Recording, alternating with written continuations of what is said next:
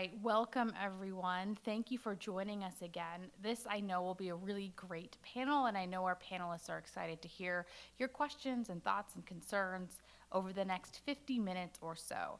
I know it's been a long day and a long warm day, and there are exciting additional fun things ahead, including our student group showcase, where there may or may not be local gelato, just putting that plug out there, starting at 3. So I'm thrilled to see all of you here.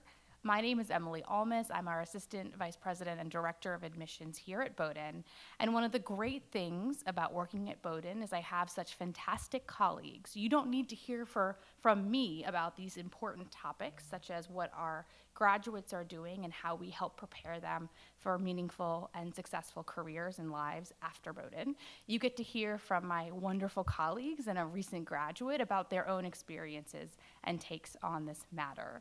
With that, I'll turn things over to our panelists to introduce themselves. Cindy, you want to start? My name is Cindy Stocks, and here at Bowdoin, I direct the Office of Student Fellowships and Research. I just wanted to echo Emily's comment about thanks so much on such a gorgeous day for joining us for this conversation. We're really eager to give you some of our perspectives. Hi, everyone. I'm Seth Ramus. I am the Director of Health Professions Advising here at Bowdoin College, and the weather is always like this, I promise. I've got my own, I don't know why. I don't know how I rated my own microphone. I'm Kristen Brennan. I'm the Executive Director of the Career Office, and we're excited that you chose to be here. It must mean you want our advice. Since we give advice for a living, it's always nice when people want it. Nika Malapeti. I graduated from Bowdoin class of 2019. I'm a current first-year medical student. We have about 2 weeks left, and then I'll be done with my first year. So very exciting. Thank you all for being here. And my thanks for you joining us, leaving med school for the hour to come up and talk with our admitted students. That is a dedication, and we appreciate that. I'm going to turn things over to Cindy to start with some remarks.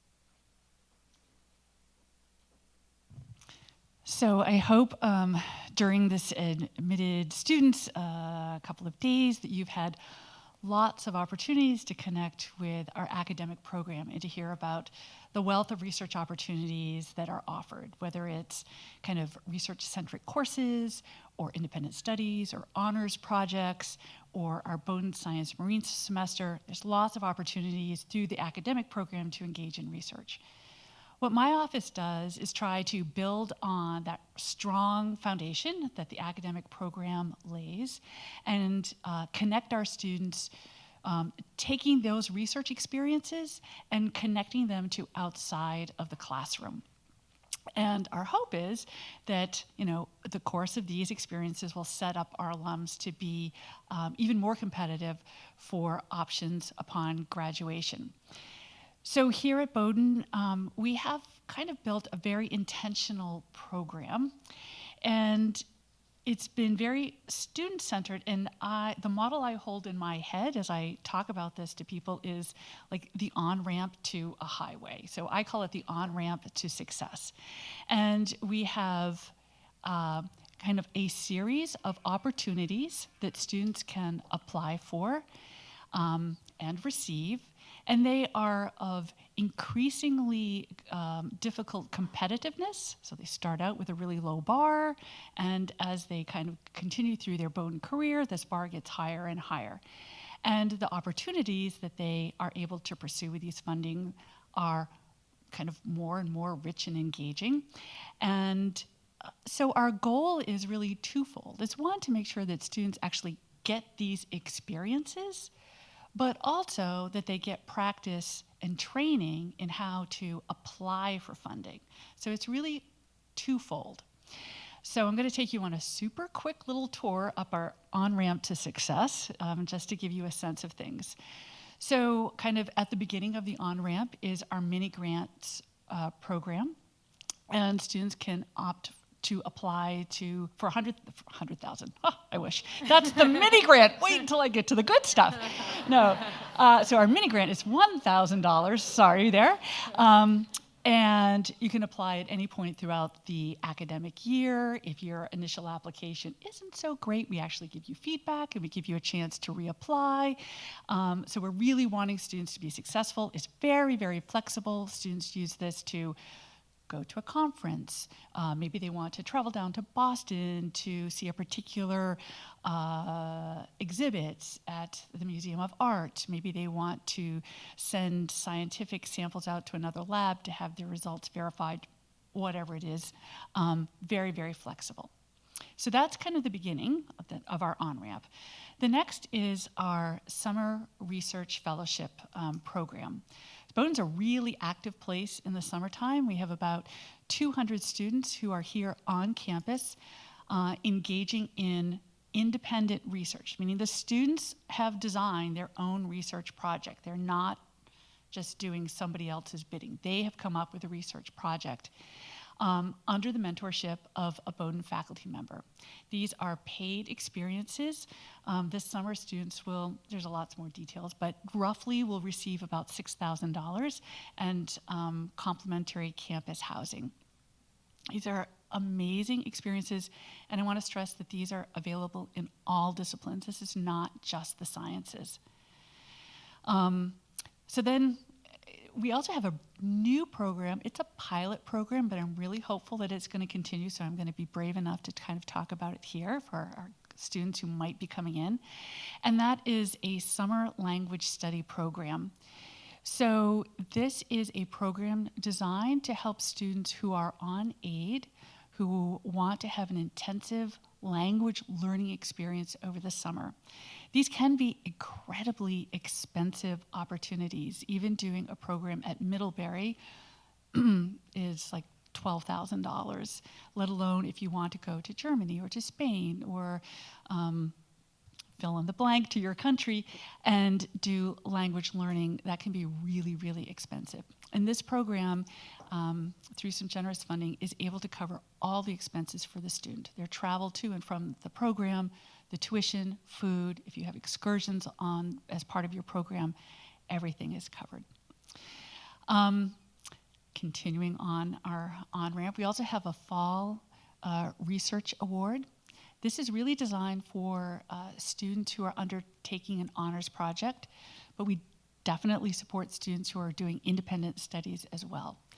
And this is $2,500, and it, again, is very, very flexible. Students have used this money to travel to another lab to learn a technique and to bring that back to Bowdoin. They have used it to, I think of one student who traveled to Germany and was looking at a particular architecture there. So again, super flexible.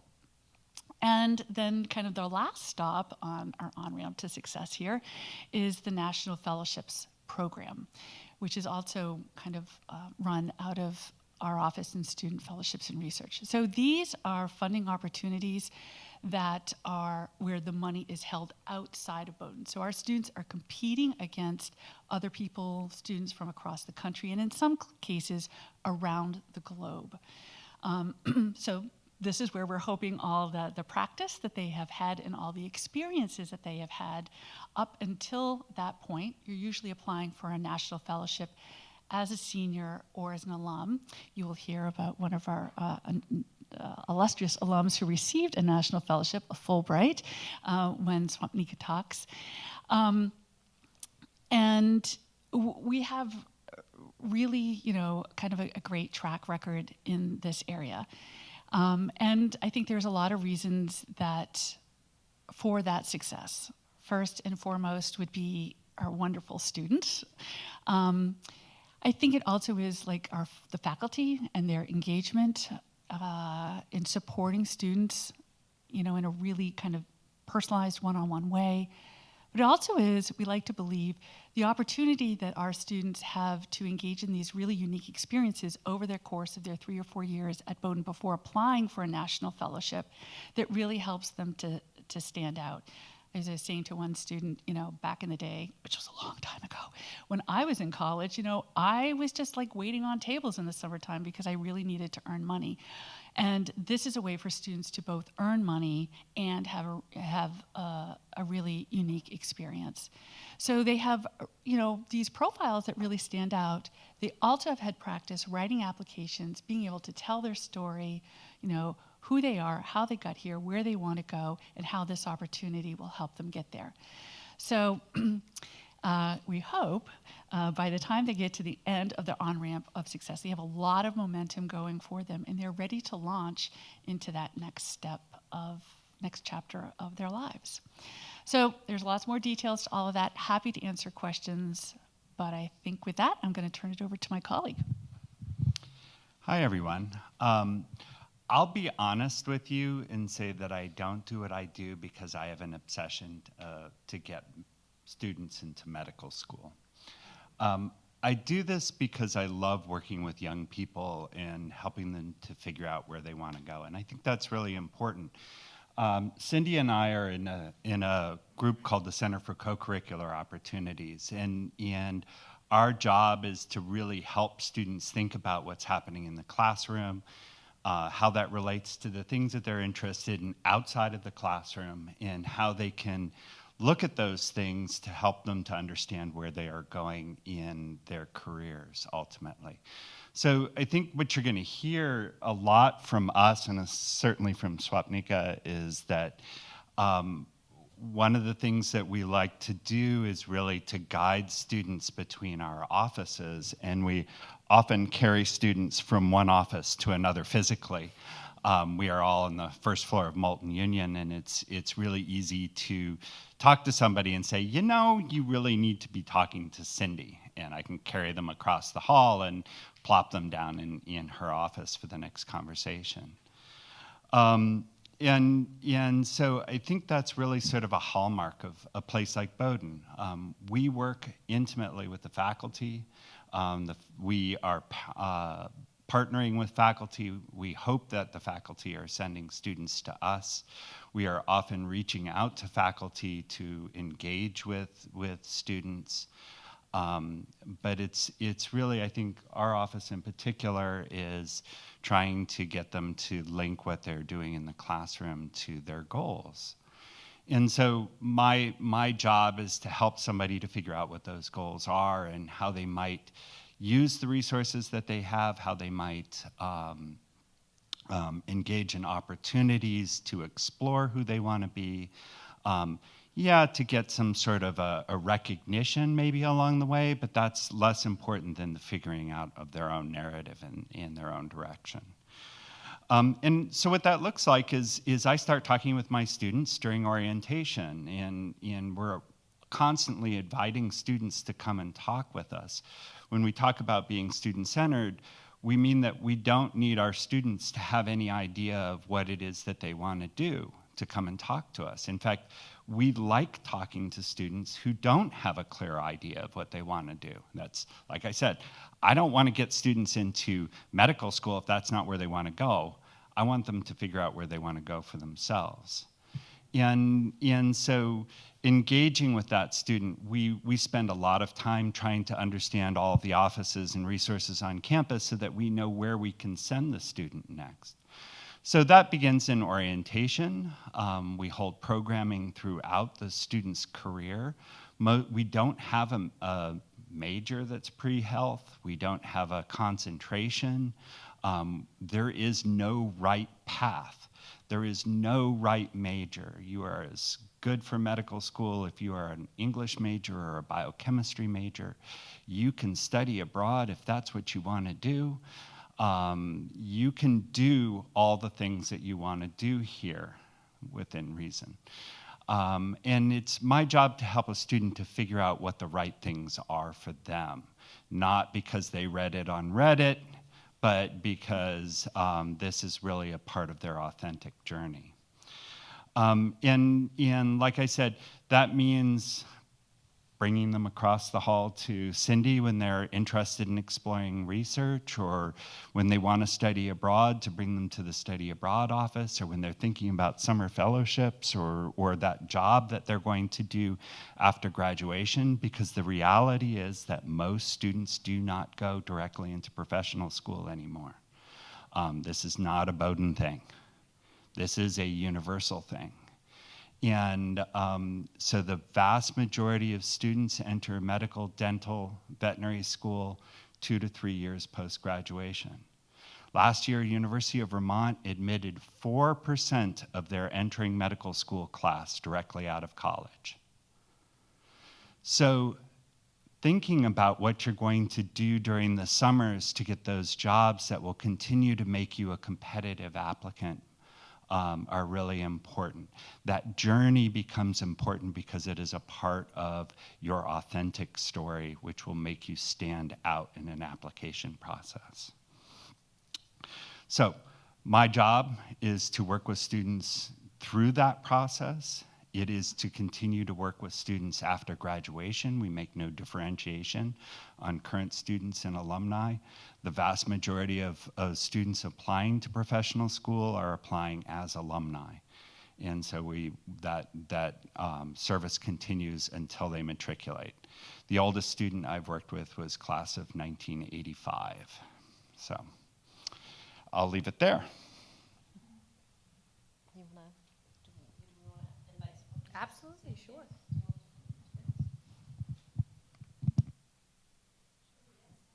Love to. Before I get sort of talking about my own experiences and how I navigated Bowdoin, I just would like to say thank you so much for having me here today, and it's always so nice to be back on campus. Even though I live not too super far away, I just don't have the opportunity or the time to kind of come and visit. So it's always nice to be back here in Brunswick. So I'm actually from Colorado, so I'll just start off saying a little bit about myself. So I'm from Colorado. I moved to Maine in 2015 to start Bowdoin. I graduated in 2019. I majored in biology and sociology. I didn't really know what I wanted to major in coming in. I was sort of taking different classes, and along the way, I found my passion for sociology, for public health. Like a lot of things that Seth Ramus was saying just now, I think it's very, very important to sort of discover what you are as a person, what your interests are, what your values are, and how you use those as you shape them into whatever career or passion or path that you end up going into. So coming into Bowdoin, I was interested in working with kids, and that's something that I really liked. And then here, I wanted to continue pursuing those opportunities. So through funded internships over the summer of my sophomore year, I got to work at a school and do more of understanding how rural schools work and working with children. And that was something that I really appreciated. And those skills have really, or those experiences and those skills that I've kind of gained through those memories and experiences have really helped me shape me into the person that I am today, and how it's influenced me in medical school. And I feel like coming in to Bowdoin, I didn't really know what I wanted to do, like I was saying before, but I think leaving Bowdoin, I really sort of transitioned and changed and became almost like a new person, discovering what I was passionate about, working with children, taking all these sociology classes. I had no idea what sociology was really before coming in, but taking those classes and finding a passion for the ways in which we have health disparities and how we need to address those health disparities. So I found a passion for public health and the integration of some of those science classes in like biology. So that's been how my path towards medicine, I guess, kind of started. I would say it probably started like junior year, because I wasn't entirely sure about how, if I would pursue medical school or not my first and second years. And then through these funded internships, like Cindy Stocks was saying, I was able to also apply for the National Fulbright English Teaching Assistantship Program. And so I was in Malaysia in 2020. So I graduated in 2019. So 2020, I was in Malaysia. I was there for, unfortunately, because of COVID, the program got canceled. And so I was only there for about like 3.5 months, but it is typically a 10-month grant where you get a stipend and you get to work with, you get placed in different sites in the country. There's many countries that you can definitely apply for. There's lots in South America, in Europe, Asia. I just happened to choose Malaysia just because I was just interested in learning a little bit more about the ways in which they integrate their education and healthcare and public health, and that's sort of that's what I was interested in, so I ended up choosing Malaysia.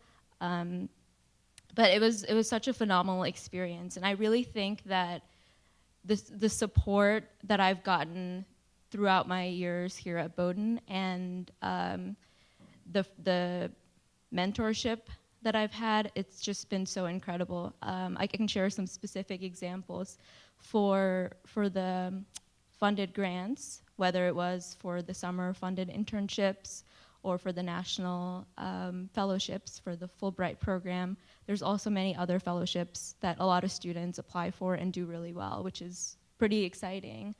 The amount of just sheer assistance and support that I got from Cindy Stocks and from their group, it was just really great, because I was very thankful for that kind of an experience and to be able to go to Malaysia at that time where I wanted to have that experience and work with children, take some time off before going to medical school, travel a little bit, and then before delving into other things that was more kind of geared towards the traditional, I guess, biomedical curriculum, doing research afterwards in a hospital, which is what I did after 2020 when I came back. So then I was doing clinical research at Maine Medical Center.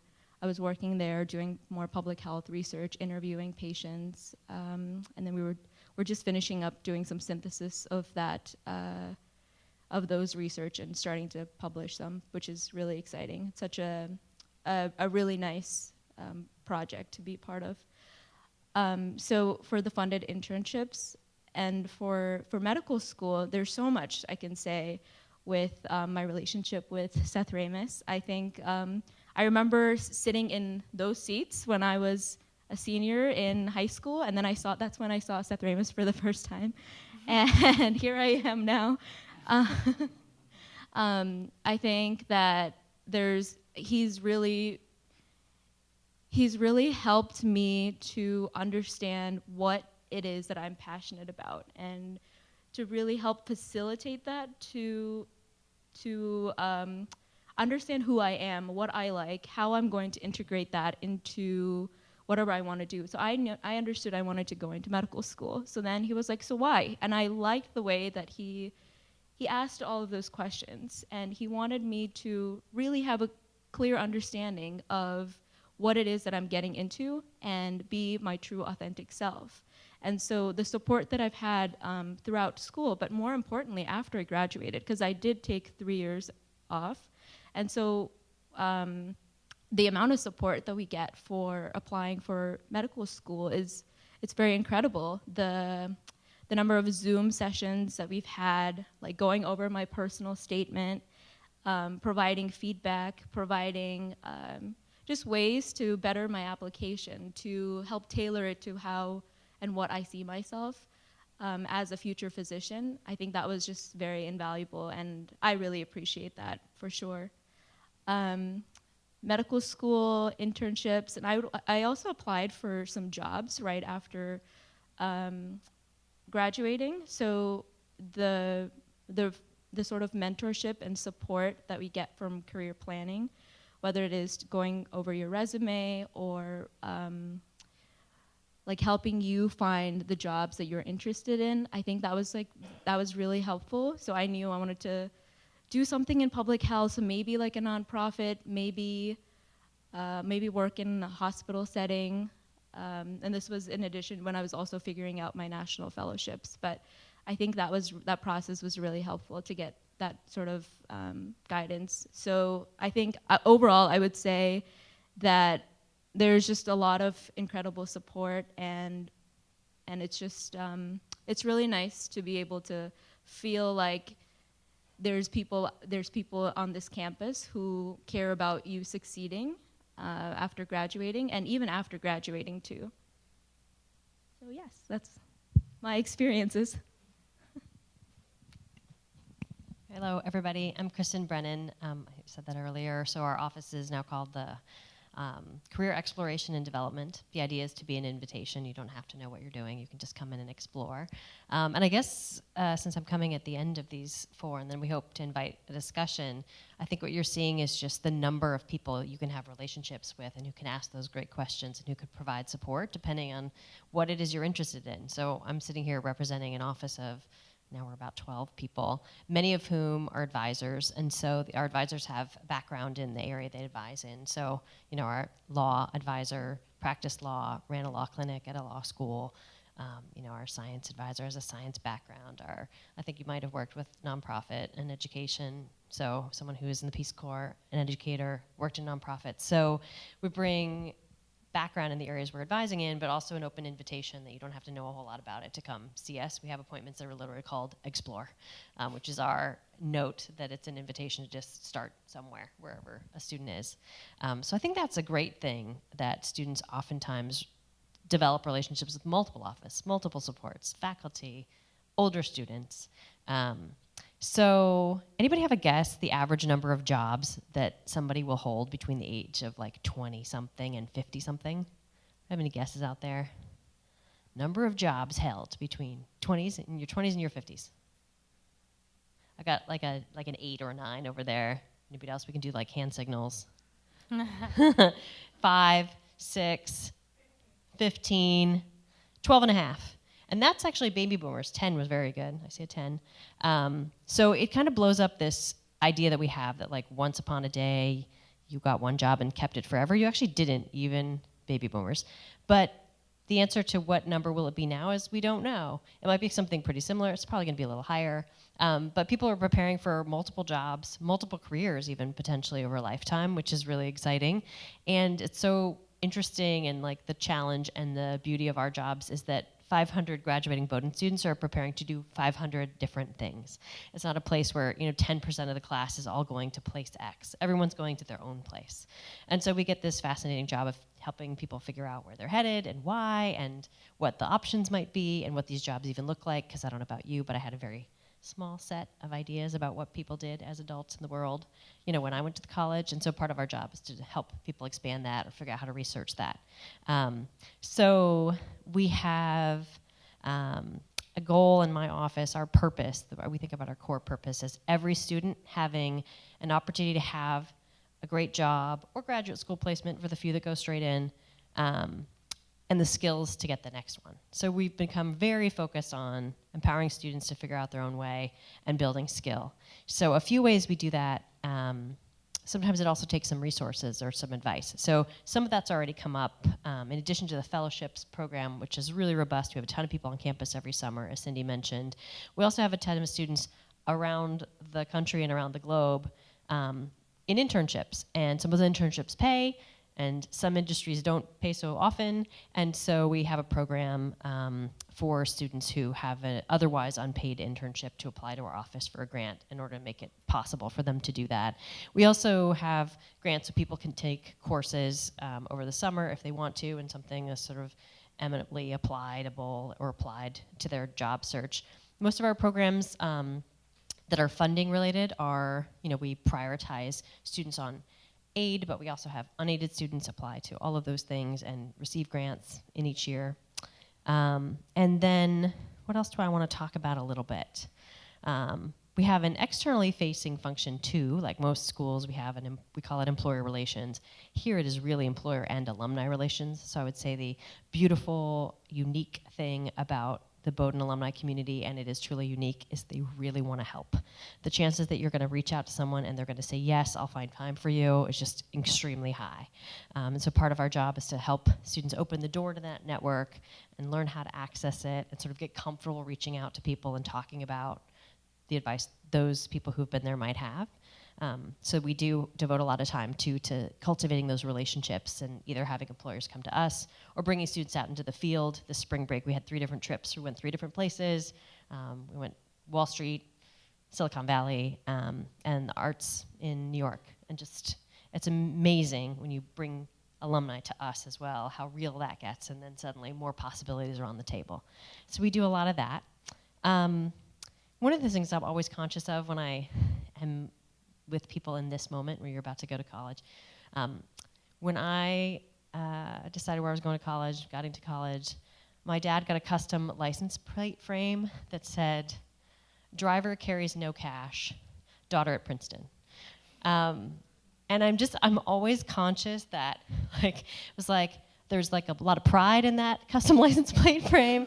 There's a lot of pressure in that custom license plate frame. It's like, nobody in our family's ever been anywhere that fancy before. And there's something about being at a place like a Bowdoin where you're like, wow, this is an amazing opportunity. And as a student, you're like, oh my God, I gotta make good on this opportunity. Like, I gotta be somebody when I get out of here. I gotta do some things.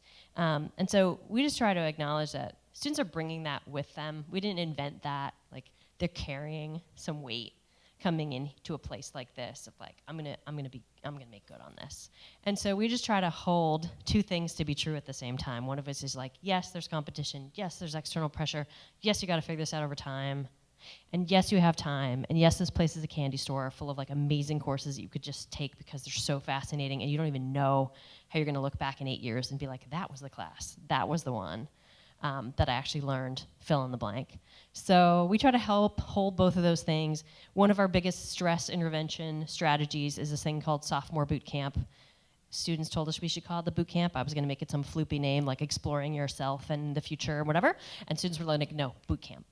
So it's called sophomore boot camp. It's 3 days long. We bring students back early. We hang out together for 3 days. We do everything from resume prep to learning to write a cover letter to literally introducing people to alums and saying, this person is waiting for your call. And a lot of the time is spent in small groups actually with upper class students who have a little more experience and some example to share and just are good at building that confidence too. So that's our way of making sure that everybody gets some access to the things we have to offer and knows what those things are, so then they can utilize them at the rate that they want to, but no one now can get out of here without knowing what it is that they can get in terms of help. So I'll pause there. Maybe that's a few pebbles in the pond and we can see where it goes. Well, great. Should you have a question, I invite you to come up to this microphone here. We're currently recording this for those who couldn't attend, so this way we can capture your question fully. Anyone brave enough to start with the first question? While you're thinking of that first question, I guess this question is for anyone, but maybe Kristen first stab. For someone who might be a family member who's really unfamiliar with Bowdoin alumni, are there certain careers or industries that students in recent years have gone into, or how would you talk about sort of the careers that students are selecting? Sure. So right out of Bowdoin, I'll refer to something that Seth said earlier, which is most students are not going straight to graduate school. So about a year out, about 75% of people are in a job of some sort, or they've started a business. In any given year, 10 to 15 to 20% of people are in grad school. This is, again, 1 year out. And some number of people are writing the great American novel, traveling, family caretaking. And then when you dig into what industries are people in, it's every industry. There's a pie chart somewhere in our admissions materials that is like each of the major industry sectors you could think of: nonprofit, education, finance, consulting, business, entrepreneurship, technology. Some of those wedges are maybe 15 to 20% of the class, and some of those wedges are 6 to 10 or 15. But you get this kind of amazing spread of places people can go. And the good news of that is that there is a Bowdoin alum doing something you're interested in somewhere, and the chances that they're actually going to be interested in talking to you are very, very high.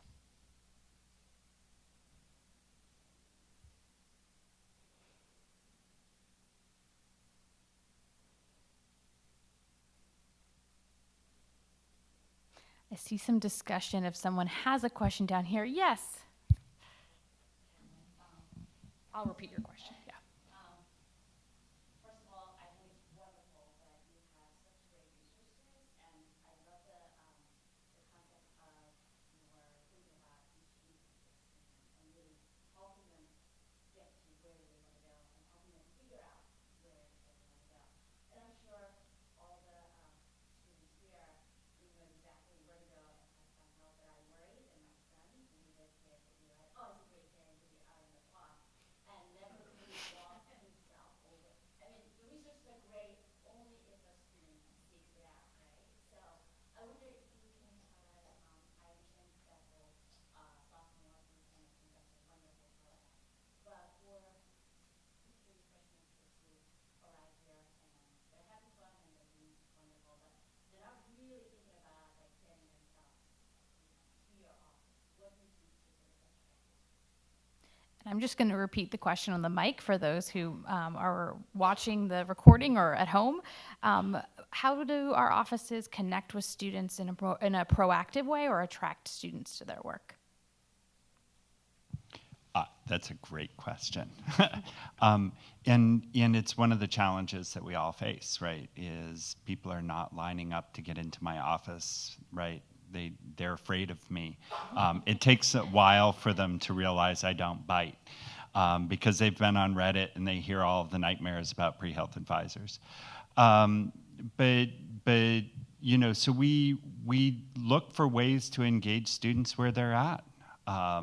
We rely on our faculty partners to make sure that the right students come to our office, and I get referrals, if you will. You know, a faculty member will be meeting with one of their students, and they will call me, and I'll sit there on the phone and talk with them, or they will send them an email and inviting me to the student to a conversation.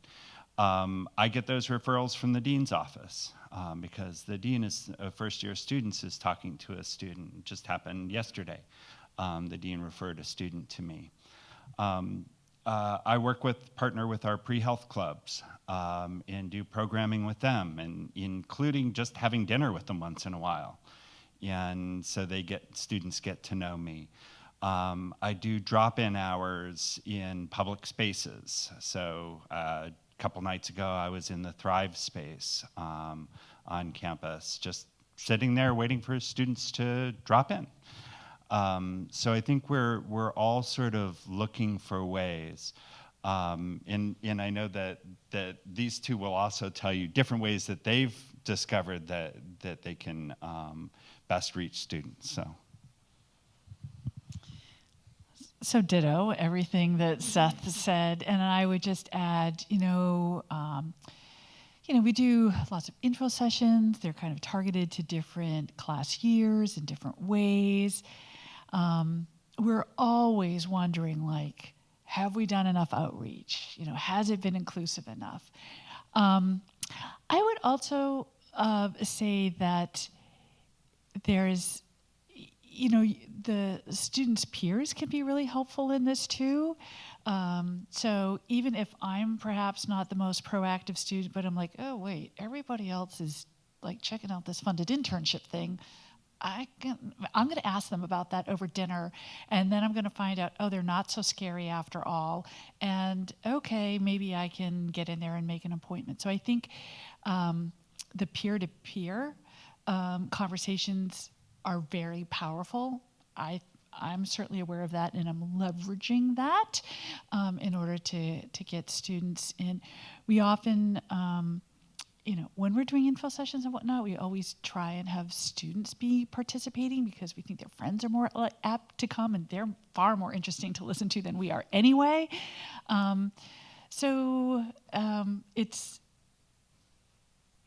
It's a great question. It's something that I think we all continue to work towards. And I think it's also what one would call an adaptive challenge versus a technical challenge. I'm not sure. Technical things are you can find a solution and boom, you're done. I'm not sure we're ever going to be done with this challenge. It's an ongoing thing that we're all leaning into. Yes, to all of those things. We also now have a peer advising program, so we oftentimes, especially for first-year students, will say, because those are drop-in, so you don't even have to make an appointment, you can just walk right in. And the peer advisors are very good at actually friendly invitation. Are you here to say, I can sit down and help you? Do you need some advice, a resume review? So they do a lot of document review, but they're also incredibly thoughtful, nice people to talk to who may be. I always just remember, to your forever challenge point, that it's inherently a little daunting to go into an office full of career professionals, especially if you have a confession to make, which is you might be interested in all 6 of those things or none of them. And so, like, we have empathy for that. And people tend to find us in their own time. So we see just about everybody before they get out of here. Some of us find us in the first week of first year, and that's just great. And some people find us when we require them to show up at boot camp, and that's just great. You can't escape us for too long, but we respect that doing a lot of things, exploring a lot of things is getting career experience. If you spend your first year doing that, hooray. Yes, wonderful.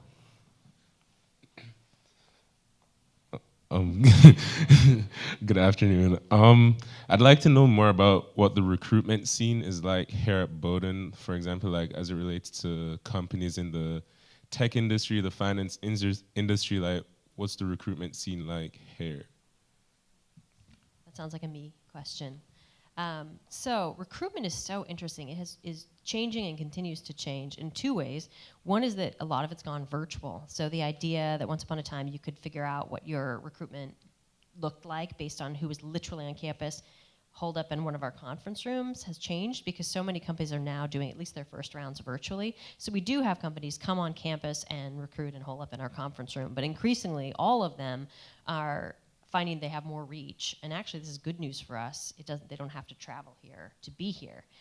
So we have increasingly more sort of virtual interactions with employers, and they actually work pretty well. It's kind of equalizing. And I myself am actually delighted to be back in person and no longer on Zoom for most things. But actually, for employer interactions, it can be incredibly effective because you are an equal-sized box on the screen with everyone else. You can ask your question. You actually don't have to elbow your way to the front. Like, it's actually kind of a nice equalizing format.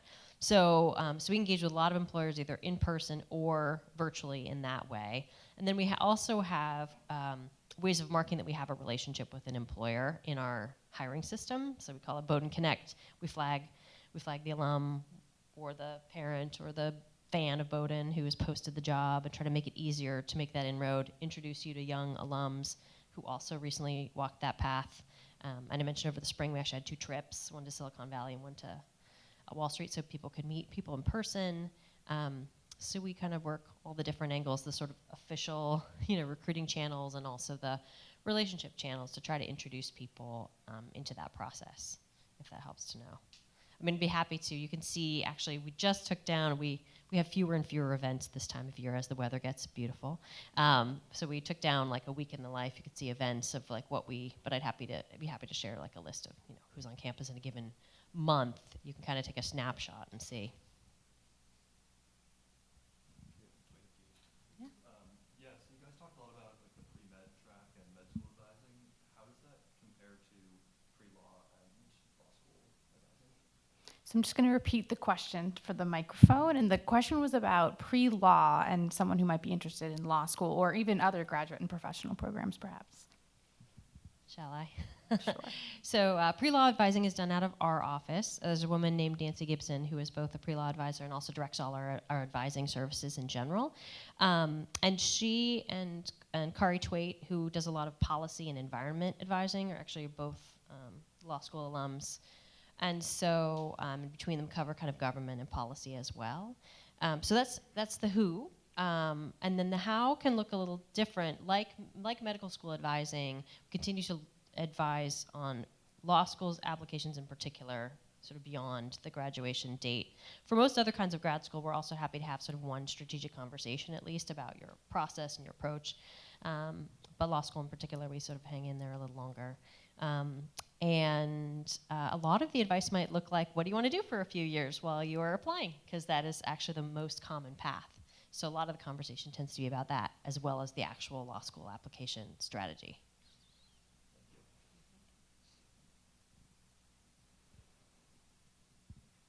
Yes, wonderful.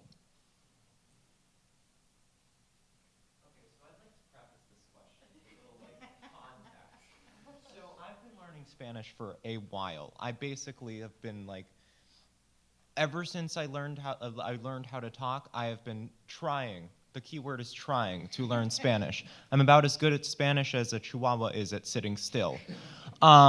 So let's just say that the pilot program that you mentioned for language immersion in other countries, like if I wanted to go to like Spain or Ecuador to study Spanish and to hopefully, improve, when does that open up?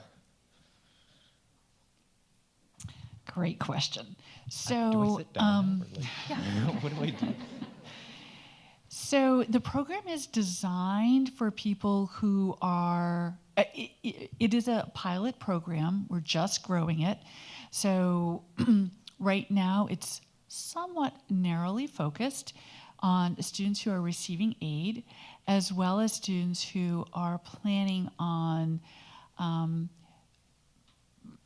there's a preference, I should put it this way, a preference for people who are planning on or are majoring or minoring in the language. The jaw has dropped to the floor. So I would say there is, right now, we're funding somebody for whom it is an exception. This is a student who is planning on going on to grad school, who has made a very compelling case as to why they need to learn the language, if I'm going to pronounce this correct, Amharic, which is the language spoken in Ethiopia. And so it is impossible to major or minor in that language here at Bowdoin. And so we didn't want to penalize that person. They made a very good case as to why this was important for the graduate study. You can't study it here. You can't major or minor in it. And so that student was able to receive funding. So there are certainly extenuating circumstances. And then the people who do receive funding, they are, this particular student, because they're typically students go and they're engaging in a language study program, either here in the United States, domestically, or overseas. In this particular case, there are no programs existing that teach this particular language, and so the student will be put forward a proposal to work with a tutor over a summer. Does that answer your question? Yeah. Okay. Something I'll just add is that we have a really robust and wonderful set of opportunities to study away, which could include language immersion or language study during a semester or academic year, in addition to the kinds of opportunities we've been talking about. And if you're a student who receives need-based financial aid here at Bowdoin, that also travels with you. So you can actually study away with any major, with planning, any major at Bowdoin, and a really robust set of opportunities, great ways to get more information about that on our website, among other places as well. So I think we have time for maybe one more question if I saw a hand. But on the, oh, yes, go right ahead.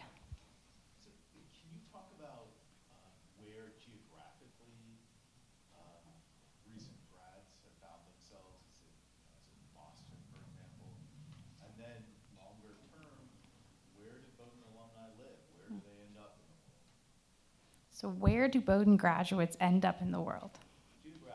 Geographically, yes. Yeah. They are everywhere. I would say, and it's continuing to accelerate into the direction of everywhere, as opposed to the direction of maybe Northeast centric. Back in the day, 20 years, 40 years, you'd have to go back a while, and you would have seen, of course, there's a bunch of major commerce centers, New York, Boston, San Francisco, but increasingly the students we're attracting are coming from everywhere, and they want to go home or they want to go to a region they're familiar with or a whole new place entirely. We had a lot of fun a couple years ago working with the Alumni office to identify student alumni living and working internationally, so we could better connect students who are interested in working abroad or going to their home country. So they're everywhere. There's some concentration in places you think of as like major concentrations of employers for sure, but they really are everywhere. Swampnika, do you want to chime in? Where are your peers? Where are your friends? That I would say a lot of my close friends are in the Northeast, like in the Boston, New York area, but I do know a lot of my classmates on the West Coast. There's some who are like in Brazil, all over the world, honestly. I think, yeah, a lot of my classmates are honestly everywhere, I would say. Yeah, yeah, definitely everywhere. My close friends just ended up being from the Northeast, so they ended up going back home, close to home in like the Boston, New York area, just because that's where their family is from. But a lot of my classmates out in California, Texas, Colorado, for grad schools, for jobs, things like that. Yeah. I get this question a lot about medical schools. You know, what if I want to go to medical school outside of the Northeast? You know, I want to be at the University of Oklahoma because that's my state school. You know, how is anybody going to know about me? And the answer is that we've had lots of students go to the University of Oklahoma's medical school because we have students that come from that state. So there isn't anywhere that Bowdoin students haven't come from, and there really isn't anywhere that they haven't gone to. We are a national school. And I'll end on a fun-related anecdote. A student I know was pursuing a different pathway, but found out about Bowdoin because they ran across somebody in Antarctica wearing a Bowdoin hat. This is a true story. Wearing a Bowdoin hat, and asked them, "Tell me more about Bowdoin." So we really are everywhere. Not to mention, we do have a Center for Arctic Studies. So I mentioned Antarctica. We'll go to the other pole as well. So. The hat thing's for real. So, you know, I can wear a hat from my alma mater, Cal Berkeley, and I didn't know the people who were at Cal with me at the same time, let alone, you know. So the chances are of somebody having a Cal hat on that never went to Cal but watched them on football or the big game or whatever is really high. When you see somebody with a Bowdoin hat on, you know they know people you know. And it's a very small world. So I've been literally all over the world. My wife's a flight attendant. We travel a lot. And people have come up and introduced themselves because of a Bowdoin hat or a Bowdoin shirt. Well, we are just out of time. I do want to say many thanks to our fabulous panelists for joining us this afternoon.